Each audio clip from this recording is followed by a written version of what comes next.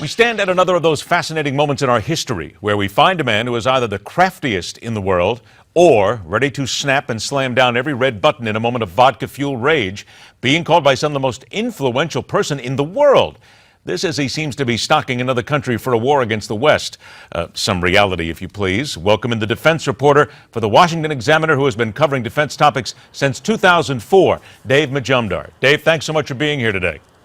Thanks for having me. Dave, this was a little bit incredible when we opened this up and found that on Time magazine's cover, at least according to their readers, by a whopping 7% over a South Korean pop group artist known as CL, Vladimir Putin is the most interesting person in the world. What does that tell us, though, about how people think that he's interesting, yet at times we have a guy here who seems to be pushing a war with the West just a little bit at a time?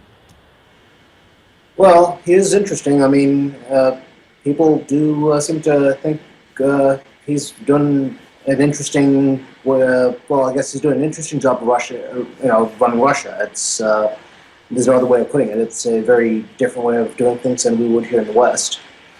Does it not, though, tell us, so we call him an interesting guy, but in many ways we need to look a lot deeper, because certainly American defense is based a tremendous amount on what he is doing right now. When you look at what's happening in Ukraine, when you look at now that they're going to be sending missiles, potentially selling missiles to Iran, this has to put the United States and the entire West certainly on notice.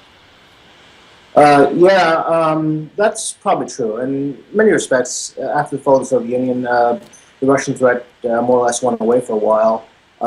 But they were going to be back at some point or other. It was just a matter of time. For a while, they had resources with oil. However, until like of course with the price of oil collapsing right now, they're not in a good spot, but they're still they're back essentially. They were always going to probably be back. It was just a matter of time. So this isn't entirely something that couldn't have been predicted. It was only a matter of time, in my estimation at least.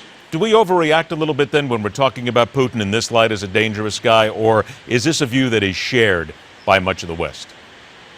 I would say that it wouldn't matter if it was Putin or someone else. Russia has its geopolitical interests, and we have ours. There was always going to be a bit of a push and pull there, especially since we're encroaching on what used to be their sphere of influence, and so therefore, I mean, it was only a matter of time before they were going to react. And maybe Putin's gone about it in a different way than some other leader would have, but something like this was going to happen, at least in my opinion. Sorry, go ahead. Now, is it possible from a defense standpoint, then, if you look at it, sending these missiles to Iran, because certainly we're in the Iranian nuclear talks right now, and there has been discussion from certain people that perhaps one day maybe it might just be best to go ahead and bomb Iran, as crazy as that sounds to so many people. Former Ambassador John Bolton, one of those who said that. But when we look at missiles now, Russian missiles going into Iran, won't this make it nearly impossible for us or anybody else to counter back against Iran if indeed they renege on all of their nuclear talk agreements? It would make it very difficult. These missiles are incredibly capable. Especially if they're networked together, because once they're formed into a coherent net and they're tuned by VHF radars and whatnot, it makes it very, very, very difficult to punch through these things. Unless you're flying in a B-2 or an F-22 right now, it's very difficult, and most conventional aircraft, like a normal F-16 or an F-18, they're in deep trouble. There are ways of getting around that. It's just it adds a lot of risk to the pilots and the air crews, and it's just generally very difficult. But it can be done. It's just it'll be very tough. But for a lot of these sites are very deeply buried. They're hardened. You need a bomber, and really only the United States has that capability. In the form of the B-2, and like there's a massive ordnance penetrator bomb that it's a 30,000-pound weapon that can usually crack through almost anything, and that's pretty much what we need in a lot of these cases. No, not necessarily every case, but some of these are really hardened, and that's actually one of the reasons they built this type of weapon. I got about 30 seconds from the people that you talked to, and your knowledge indeed. How worried are we that Iran will take these missiles and use them offensively?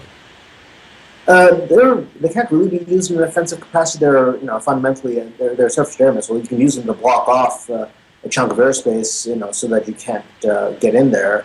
But offensively, it basically allows them, if you can put it that way, it basically allows them to lock off a part of the airspace and do whatever they want inside without, really having to worry about attack.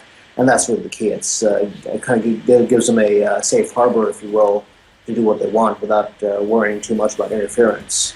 It's going to need a lot more watching and a lot more viewing from governments to see and make sure that nothing happens there that can plunge that Middle East into a conflagration, if you will. Dave Majumdar, Washington Examiner. Thanks so much for joining us, Dave. Thanks.